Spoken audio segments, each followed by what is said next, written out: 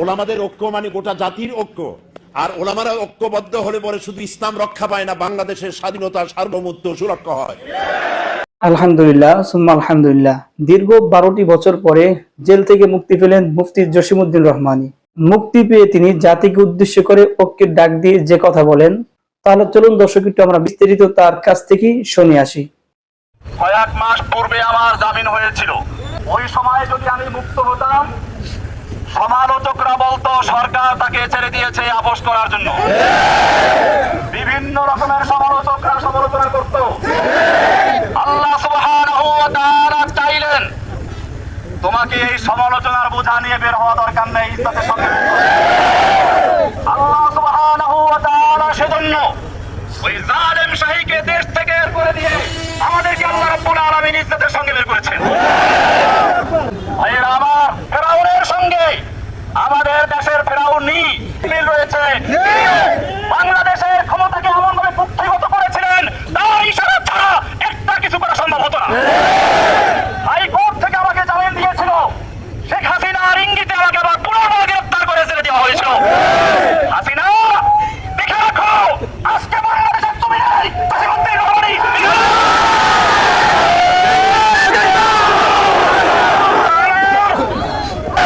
আল্লাহ রাব্বুল আলামিন তার সমস্ত চক্রান্তকে মাকড়সার চালের মতো ছিন্ন করে দিয়ে। আমি দীর্ঘদিন জেল থেকে বুঝেছি, ইসলামের দুশমনরা দেখে না কে কোন দল করে, তারা সকলেই দেখে কে মুসলমানকে ইসলামের জন্য কথা বলে। এখন আমাদের প্রয়োজন, সবচেয়ে বেশি প্রয়োজন ঐক্যবদ্ধ হওয়া। সেজন্য আপনাদেরকে বলবো, পিছনের দিকে আমাদের তাদের সঙ্গে বিভিন্ন রকমের তিক্ততা ছিল, যারা আমাদের সমালোচনা করেছে, আমরা তাদের সমালোচনার জবাব দেব কাজের মাধ্যমে ইনশাআল্লাহ।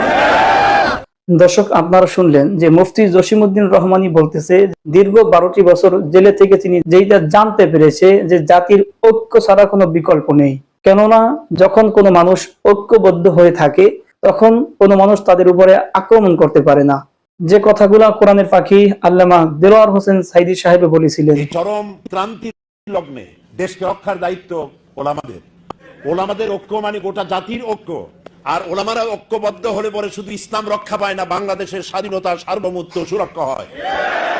এই জন্য ওলামাদের কাজ ঐক্যবদ্ধ হতে হবে, ঐক্যের কোনো বিকল্প নাই। এই কথা দ্বারা আমরা এতটুকু বুঝতে পারলাম, বিধর্মী যারা রয়েছে তারা সর্বক্ষেত্রে সর্বসময় মুসলমানদের উপরে কিভাবে আক্রমণ করবে এইটা নিয়ে তারা সবসময় পরিকল্পনায় লিপ্ত থাকে।